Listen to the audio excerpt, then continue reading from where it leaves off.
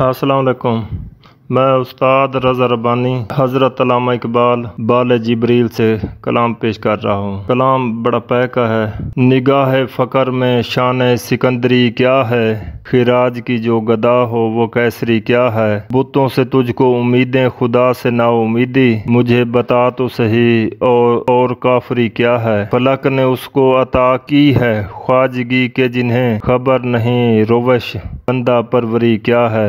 फ़कत निगाह से होता है फैसला दिल का, ना हो निगाह में शोखी तो दिलबरी क्या है। इसी खता से अताब मलूक है मुझ पर, कि जानता हूँ माल सिकंदरी क्या है। किसी